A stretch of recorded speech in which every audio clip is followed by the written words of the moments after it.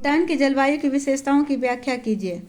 भूटान की जलवायु पर्वतीय मानसूनी है। यहाँ तापमान पर ऊंचाई का प्रभाव पड़ता है। यहाँ जनवरी में 4 डिग्री सेल्सियस तापमान रहता है और जुलाई में 17 डिग्री सेल्सियस रहता है।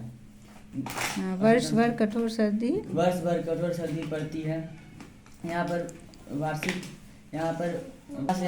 पर वर्षा मई से सितंबर के बीच 185 सेंटीमीटर तक होती है और वार्षिक वर्षा 250 सेंटीमीटर तक होती है।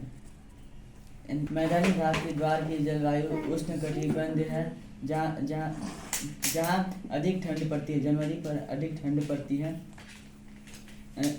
लगभग 1050 मीटर से 2250 मीटर तक की ऊंचाई के पर्वत प्रदेशों में शीतोष्ण है। भूटान की ज़्यादातर जनसंख्या इसी प्रदेशों में निवास करती है। पर्वत अधिक ऊंचाई वाले क्षेत्रों की जलवायु अधिक ठंडी है, जहाँ पर हिमपात भी होता है। वे प्रायः बर्फ से ढके होते हैं। भूटान का अक्षांशीय एवं देशांतरीय विस्तार बताइए। भूटान 26 डिग्री 45 इंच एवं 28 डिग्री 20 इंच उत्तरी अक्षांश तथा 89 डिग्री 45 इंच एवं 92 डिग्री 5 इंच देशांतर के बीच अवस्थित है। भूटान की कृषि विशेषता तथा वहाँ के औद्योगिक विकास का वर्णन कीजिए। कृषि विशेषता।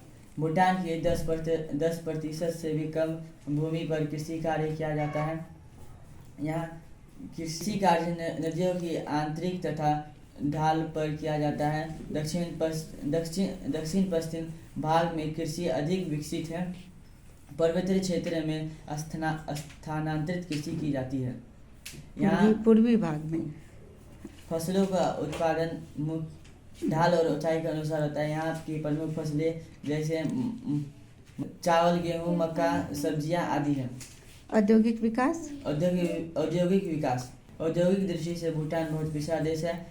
विषम धरातल, कठोर जलवायु एवं यातायात के साधन ना होने के कारण यहाँ औद्योगिक विकास में भारी कठिनाइयाँ हैं। यहाँ पे खनिजों का भी अभाव है। कुछ खनिज मिलते भी हैं तो उनके मिश्रित संसाधन नहीं मिल पाते हैं। इसके कारण है कि यहाँ बड़े उद्योगों का अभाव है।